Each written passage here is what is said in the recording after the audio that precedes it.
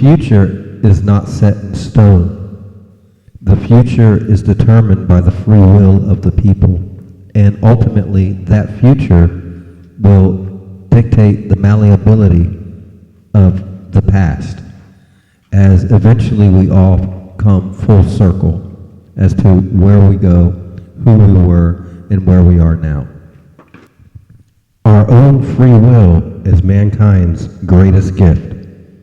And if you abuse that gift, if you channel it for ill will or for evil, then you may succeed in the temporal gains, but ultimately you won't be happy, and your soul will become have less of a connection to the divine, which is where we get the term the soulless people. And again, it is not up to the Nephilim to tell you how to live your life and to tell you what you need to do, as we realize it is better to let those go astray that do not feel the connection, as opposed to trying to beat a dead horse to death and force them into a way of living that is not conducive to their beliefs, no matter how ill-will their beliefs are.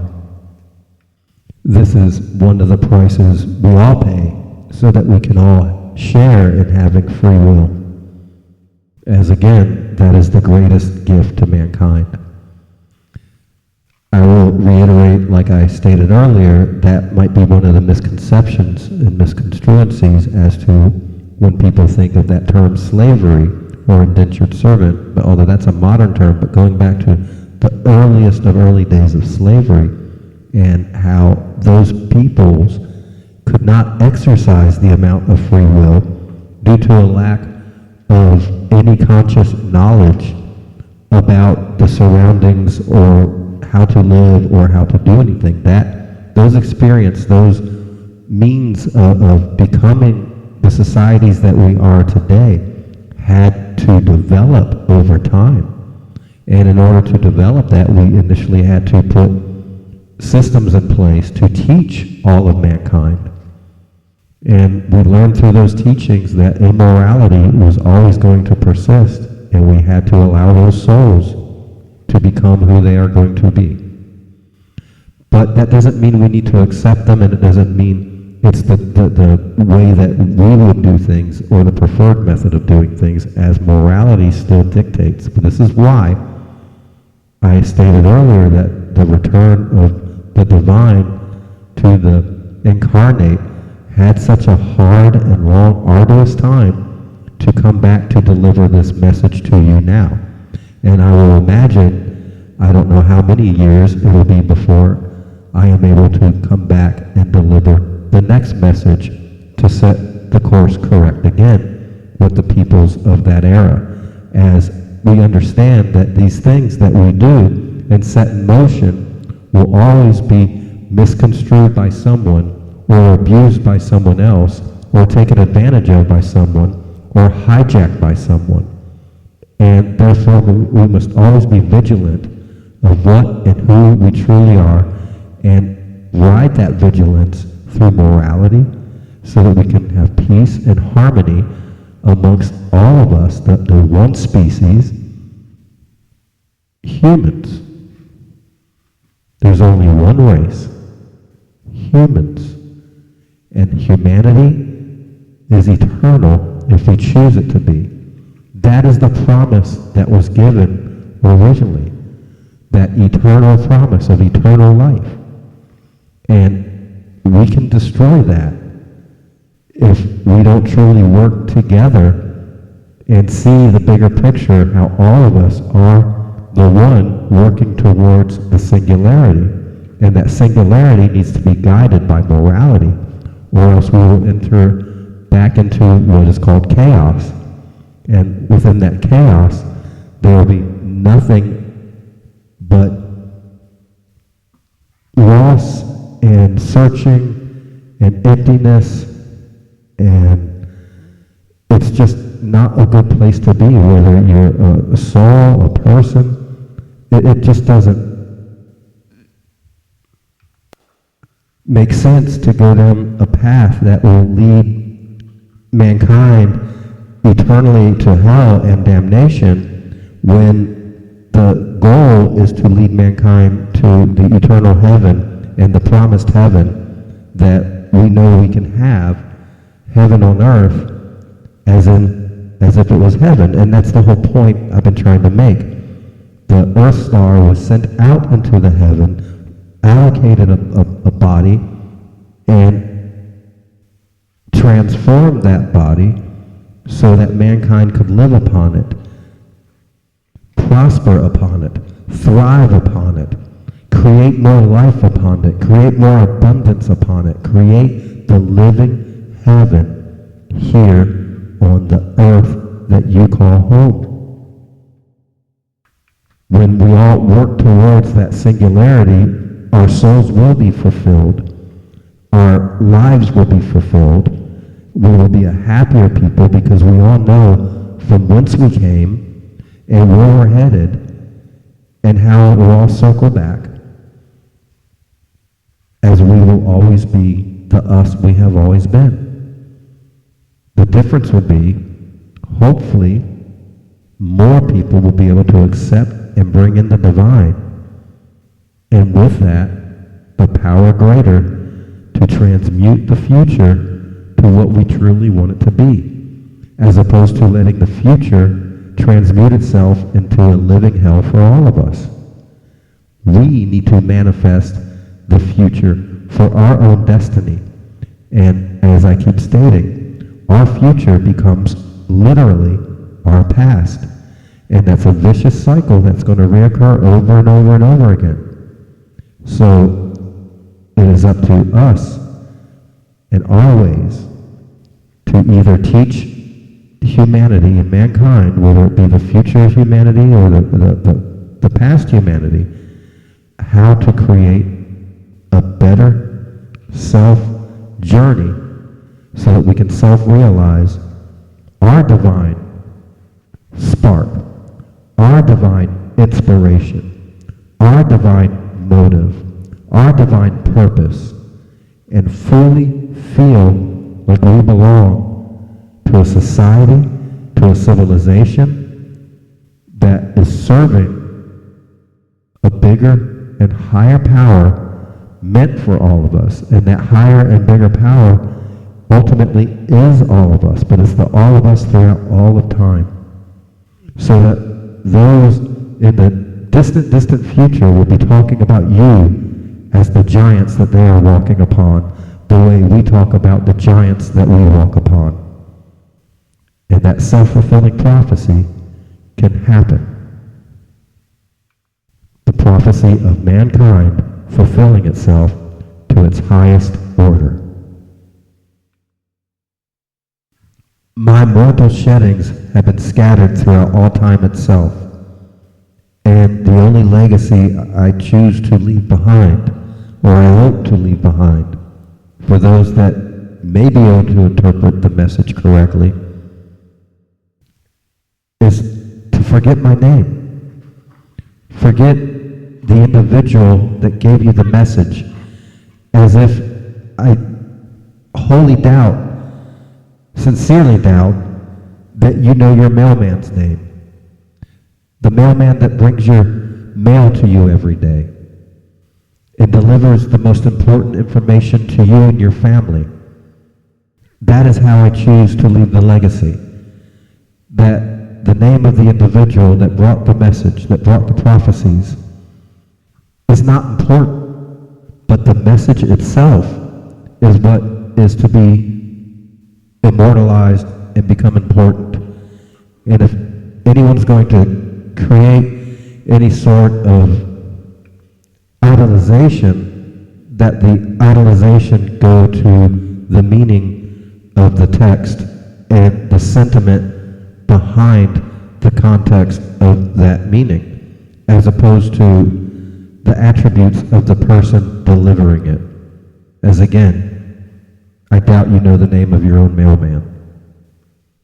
So again, the legacy I hope to leave behind is I pray thou forgets my names and stops invoking me under false names, false logos, false pretenses, false ideologies of your own creation, and learn to receive the true message of the true divine as it comes in pure spirit, pure vision, pure dream, the way it always has, going back to the beginnings and ends of time.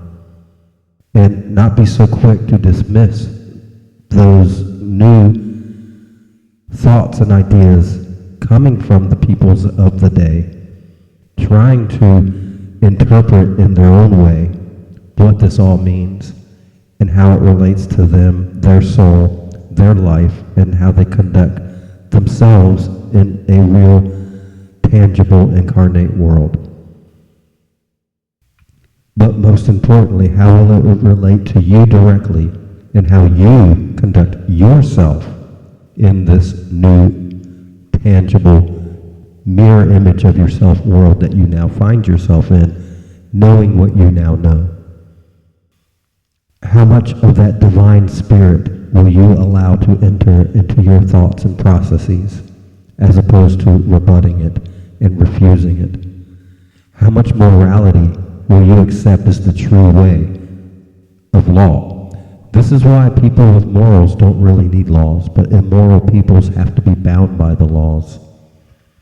And this is another reason why the term slavery is not an evil thing when put in the context of the early days and how we used it. Now, I understand modern day slavery was done by evil people and created atrocities that can never be forgiven, and trust me when I tell you, those souls will have to go through their process of redemption, which is why it's so hard in any day and age to find a clean, pure, moral soul that the divine spirit can truly house itself in and manifest itself and grow so that all of mankind can benefit from that knowledge.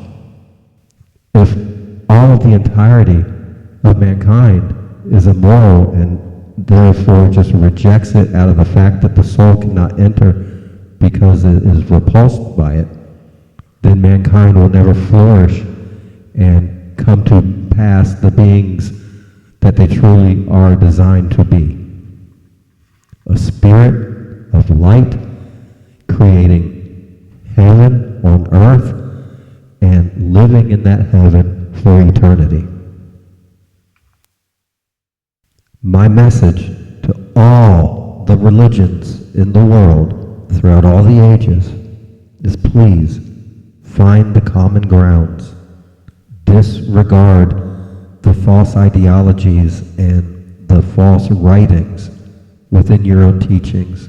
Find the goodness from within all of your blessed structures that were given to you, be it your Bibles, be it your teachings, be it your scrolls, all of it, be it the testament of the churches themselves, the archaeology, all of it. Everything is a testament throughout all of time of your beliefs. And your beliefs were not always wrong, and maybe during a certain time and place they were correct to be. However, as a species, we move into the eternal future, then those things might come to pass and may seem archaic to those of us living in the current times. But that doesn't not necessarily make those things evil if we use a different interpretation as opposed to the belief systems we have today, as we might not always understand why things may have been done or should have been done or had to have been done. And this is why all the religions need to look at all of those transgressions amongst each other and look at all the common ties amongst each other, whether it be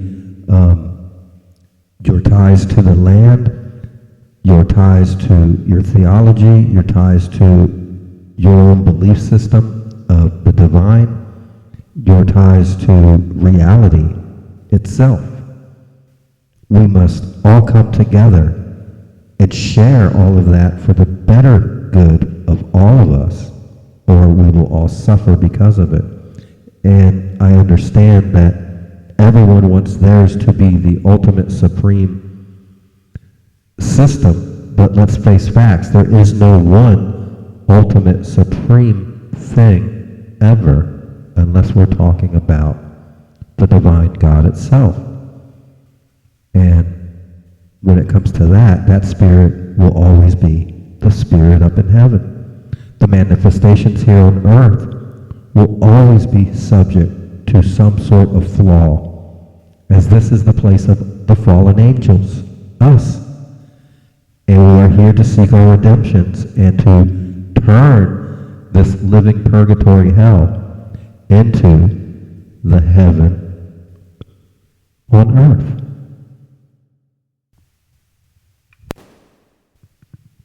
To all the world's governments, countries, and flags, your subjects, your constituents love you. They will die for you. Please do not impede them on their own personal journey to the divine. Please accept that every individual has the right to connect personally with that divine. And to impede that would be, in essence, the act of evil itself. To all the people of earth, you are all born with your own free will. You must all analyze your own conditions and your own living ways and accept what is good and refute what is bad. And I know that you know the difference between good and evil. Therefore, I know that you have the ability to choose between the two. I know and you know that that choice will always come down to you. So at the end of the day, don't complain about your governments. Don't complain about your religious institutions, because ultimately the power relies with the people. The people will always have the power.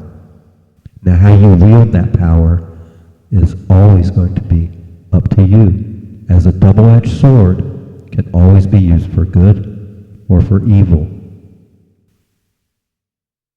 And one man's good might be evil for another man's point in time, and one man's evil might be good for another man's point in time. So we must always understand that there's a time and place for everything, and our judgments need to be reserved to what our own actions of what we do and the seeds we set in motion for the future children of mankind.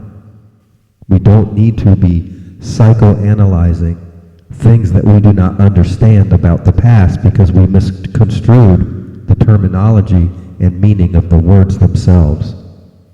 And those were done by evil people to create division amongst you. And that's the one thing I would like to leave behind as a parting thought of how you know whether you're following something good or something evil, no matter whether it's your government, your religion, your buddy, your neighbor, your family member. Are they actively teaching you to hate? Whether it be hate a certain other religion, hate a certain people, hate a certain way of life, without really any meaning at all? Or are they showing you how to create bonds with the things you don't understand? How to love and accept the new things that come your way so you can have a more abundant life. That's how you can truly separate the good from the evil. Those that are trying to put hate and push that hate, you know they are the work of evil. And those that are constantly trying to show you a better way and bring you happiness, even in the worst of times, Well, isn't that what we always want? Because let's face it, there's always going to be bad times, hard times, catastrophes, things that mankind's going to have to go through together, or you may have to go through alone, individually. And at the end of the day, do you want it to come out of that with a positive reinforcement of why it had to be? Or do you want to put the blame on someone else and push the hate and the darkness within you? You are a spirit of light. You are that spark of light. Now, whether you turn that spark into a raging flame is determined by your own morality, your own pursuit towards a journey of your own life image in the material world. And that life image is self-created for you, by you, and allowed to be lived through your own free will. Now imagine what mankind can accomplish if all of those free wills, on their own free will, manifested towards a common goal based on true morality. That is the future I seek. That is how we create heaven on earth. That is how we achieve paradise. Paradise for all, because there is an abundance for all, when we all know how to achieve what we know we can achieve.